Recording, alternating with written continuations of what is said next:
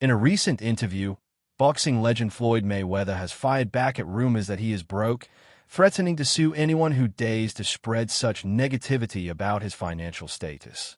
The speculation over Mayweather's finances was fueled by comments made by ESPN commentator Stephen A. Smith, who painted a grim picture of the retired boxer's situation.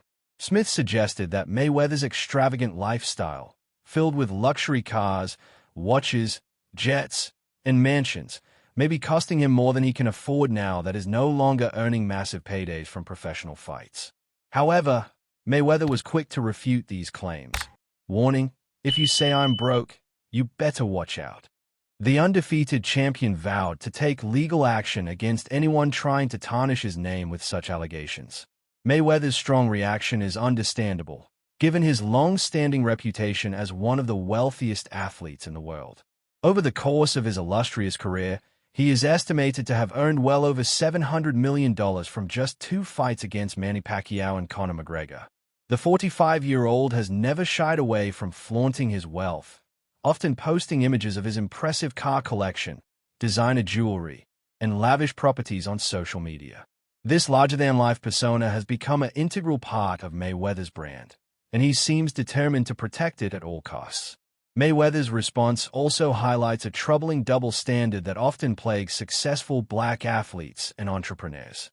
As he pointed out, nobody questions the continued earnings of wealthy white businessmen like Warren Buffett or Bill Gates, who are active well into their 80s and 90s. However, the moment a prominent black figure like Mayweather tries to maintain a comfortable lifestyle post-retirement, they are immediately labeled as broke. "It's not a crime for them to make money," Mayweather said, addressing the perception that he is somehow misusing his wealth. "They don't say nothing about the guys that's 80 and 90 that's still making hundreds of millions and billions. Soon as somebody black does it, your own people say, 'Oh, he's broke.'" This sentiment echoes a broader criticism that successful African Americans often face, where their financial decisions and spending habits are scrutinized much more harshly than their white counterparts.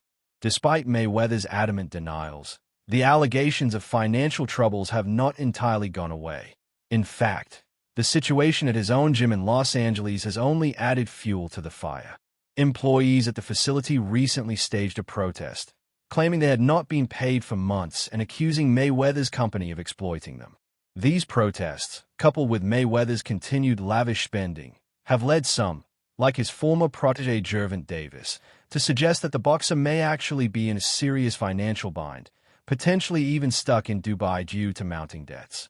Mayweather has strongly refuted these claims, doubling down on his image as a savvy businessman and real estate investor.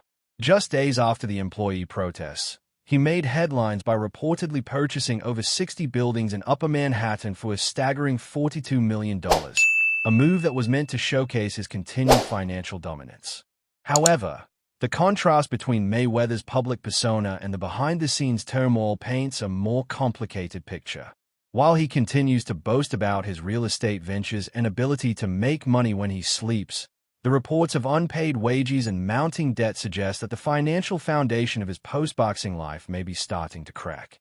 As Mayweather navigates this latest challenge to his carefully curated image, the fight for financial stability off the canvas could prove to be just as tough as any he faced inside the ring. The outcome of this battle may ultimately determine whether the money Mayweather built his legacy on is truly as